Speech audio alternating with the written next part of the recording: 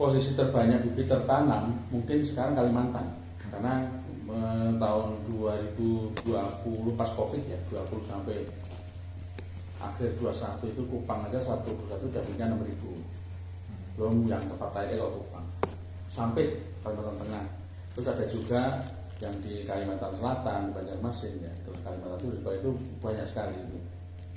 Sehingga kalau sebaran kelapa jaringan kami itu terbanyak mungkin di kalau ada Kalimantan, Sumatera sebarannya.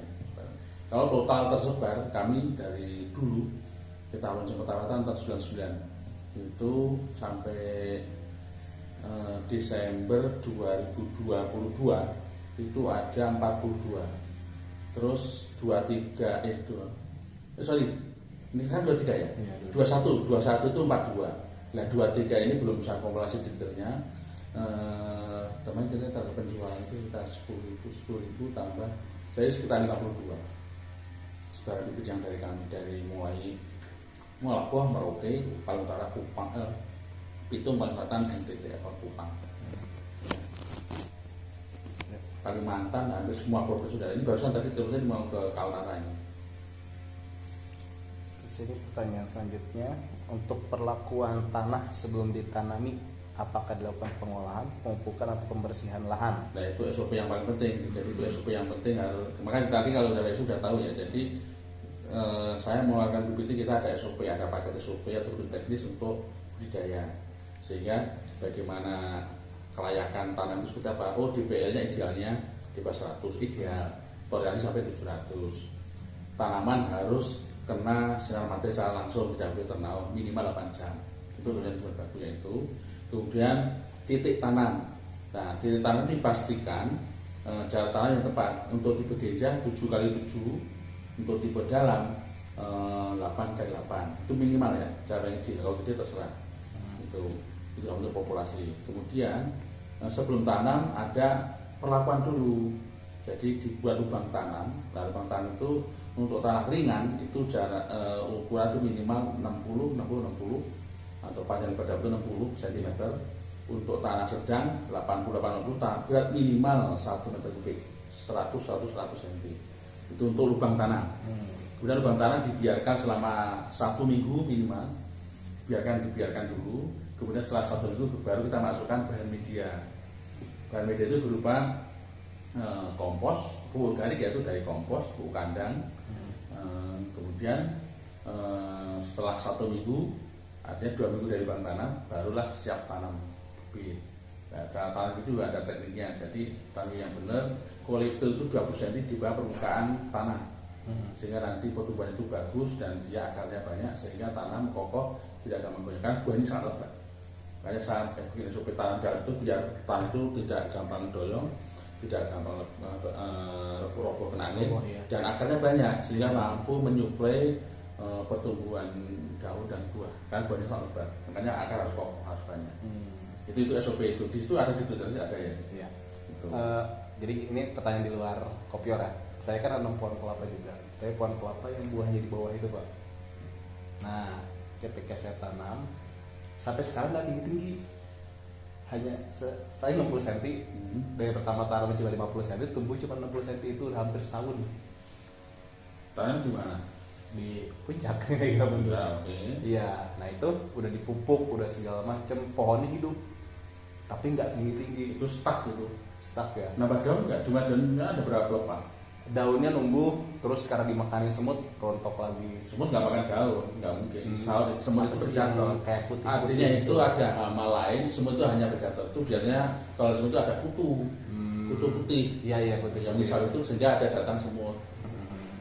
Itu sih. Kalau kata petani kan saya dapat dari Jawa Tengah itu kan. Kalau kata orang kedalaman itu tanamnya, katanya begitu. Ya kedalaman itu ketiaknya tertutup tanah enggak? Kan ada jadi tanam dalam, tapi bumbunnya jangan untuk ketiak. Oh begitu. Ketiak pelepah itu adalah untuk ventilasi, untuk aerasi. Ini untuk masuknya oksigen dari udara atmosfer, untuk mengeluarkan CO2 dari dalam tanah. Kalau nanam dalam itu ketiak tutup, itu pengap itu. Ya dia terjerembab, dia itu stres ya. Stuck. Makanya kalau SOP yang diikuti itu ya tanam dalam itu ada tekniknya, sehingga bibitnya itu cekung, dibuat tanggul, tanam dalam 2 cm di bawah permukaan, namun ketiaknya tidak boleh tertutup tanah. Nanti secara bertahap, bumbunya secara bertahap tiap 6 bulan. Itu. Itu ilmu budidayanya seperti itu, ilmu agronominya.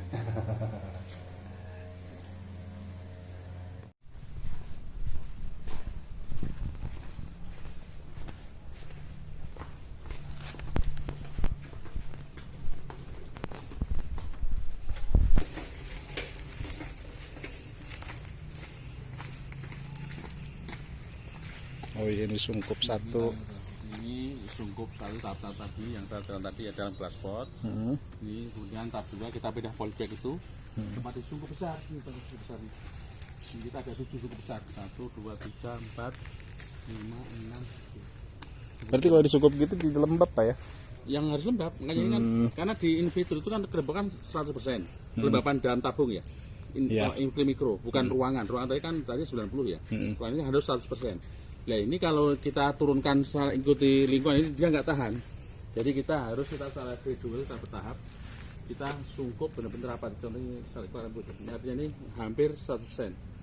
Secara bertahap kita pindah tadi. Nah ini kita tetap sungkup di paranet, namun sudah kita mulai kenalkan antara tanaman langsung dengan udara luar. Namun kita sungkup lah itu. Iya. Itu yang sungkup tahap 2. Nah itu baru pindah ke paranet. Itu sudah kita lepas sama sekali, nggak ada sungkup sama sekali. Jadi matahari langsung, hujan langsung, namun kita kurangi intensitas cahayanya dengan penggunaan paranet sebesar 60%. 60 sampai 60%. Ya ini tahap 3 di PN dan sore. Ya ini minimal 6 minggu. Memang ada beberapa yang 4 minggu ya, tapi rata-rata 6 minggu. Baru pindah ke MN, Menisere. Ini contoh MN. Ini itu jadi kena matahari langsung atau kita tutup cover dengan plastik yang tembus cahaya. Karena ini tujuannya hanya untuk karena hujan itu kan mendatangkan atau dampaknya itu kan ke penyakit jamur, sehingga kita covering dengan plastik tembus cahaya. Yang penting bertahan. Jadi cahayanya perlu tapi hujannya dikurangi ya, hujannya seperti itu itu ya. Karena kalau hujan itu membawa spora jamur. Ini kita covering dengan plastik yang penting. Ini minimal 4 minggu baru bibit siap salur. Ini contoh bibit siap salur. Ini sampai sana semua siap salur. Nah ini pun udah bisa masih ini udah siap salur. Ya ini udah tinggi ya. Siap salur ini bisa lagi. Ini sampai sini makanya dari kelompok siap salur. Nah terus kalau dari pembibitan sampai produktifnya itu berapa tahun Pak kalau kopior? Maksudnya ditanam? Iya sampai bisa panen Itu pertama. tergantung agroklima. Jadi kalau dari bibit ini ditanam ya dengan SP yang tadi saya sampaikan itu kalau yang ideal atau di bibir pantai itu 2 tahun berbunga. 2 tahun berbunga. Ya, kurang lebih ada yang memang 18 bulan, ada yang 20 bulan. Saya hitungnya rata-rata 2 tahun berbunga. Nah dari bunga pertama sampai terpanen itu 11 bulan atau tergantung kelipat atau 10 bulan. Nanti tapi setelah panen kan tiap bulan panen terus karena begitu keluar bunga tiap 3 minggu 4 minggu kan keluar bunga terus. Satu pelepah itu keluar 1 manggar. Dengan saat panen ya tiap minggu tiap bulan panen terus. Kumbang daun yang kedua varietas pawung kumbang yang besar itu yang tanduk ya. Kumbang yang punya tanduk yang hitam itu.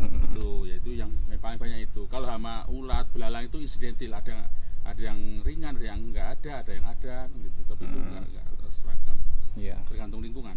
Tapi yang sering ada muncul dan termasuk agak berat kalau telat penanganannya itu kan fatal, yaitu Brontis malongissima.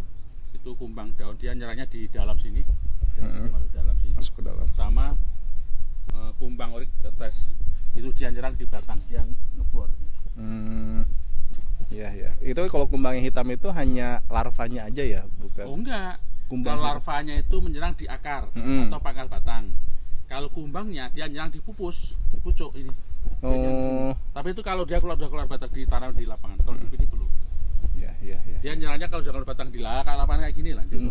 Dia kan masuk di pupus, dia ngebor. Tapi kalau uretnya atau larvanya dia itu makan akar atau pangkal batang. Makanya dia larva itu sudah menjadi hama, imago atau dia juga hama. Kalau kupu kan enggak, kupu itu larva hama, pupa enggak, imago enggak. Hanya larvanya aja atau ulatnya dia makan daun kalau kupu. Karena dia ada masanya bahan daun, sini udah jadi pupa ya udah nggak nyerang lagi. Itu cara penanganannya? Nah, kita ada 3 metode. Jadi kita penanganan atau pengendalian secara fisik, ya. Kemudian secara biologi, musuh alami, kemudian secara kimia. Kimia itu terpaksa. Kimia itu kalau memang itu terpaksa kita melakukan kimia, itu alternatif terakhir. Kan baik kontak maupun sistemik. Kalau secara fisik manual gitu Jadi ditakut. manual. Jadi kalau pendek ini kan ketahuan tuh. Kalau wawung ini kan kita bisa pakai besi kecil atau kawat itu kita tusuk, kita bersihkan hilang. Tuh. Kemudian kalau musuh alami kita pakai metarisium. Metarisium itu kan salah satu fungi yang hidup di badan larva kumbang uret. Itu kita gunakan itu, dia supaya terkendali. Kalau kimia kita gunakan bahan kimia, bisa ada dengan Vertaco, dengan Furadan, dengan bahan kimia yang lain. Pestisida. Itu teman saya ada yang mengekspor kumbang yang hitam itu loh Pak ke Jepang. Kumbangnya Iya, kumbangnya yang bertanduk atau yang bertanduk. Oh. Yang paling mahal yang tanduknya 1. Tanduknya 1. Iya. Kan ada satu, ada tanduk 2. Ada yang 3 juga. Nah, yang paling mahal itu yang tanduk 1. Untuk apa? Hiasan.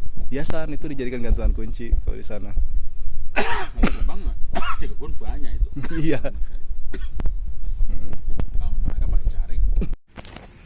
Botol akrimnya ini yang tadi kan di botol Iya. kaca kan. Itu taruh sini. Akrim ini kita akan kerjakan hari Rebo. Hari Jumat besok karena ini enggak kerja. Jadi saya bilang glass pot untuk tempat akrim tadi ini. Glass pot ini untuk naruh media untuk akrim. Terus akrim jalan di sini. Kita kan perlu air ya, jadi ini ada keran, kita siapkan bako itu dikasih media, bagian ya. Itu kemudian setelah itu dimasukkan dalam sungkup, nah itu sungkup plastik itu. Nah setelah sungkup itu, di dalam sungkup itu tutup rapat selama 3 bulan. Setelah 3 bulan kita pindah ke bilik besar. Ini contohnya, ini tahap 2. Oleh besar ini kita buka di cukup besar sana, nanti kita lihat ya. Nah, ini tahap 2. Tahap 2 itu kita udah ganti media, sudah kenakan langsung di media. Media ini yang ada terdiri dari topsoil, bahan organik dan pasir.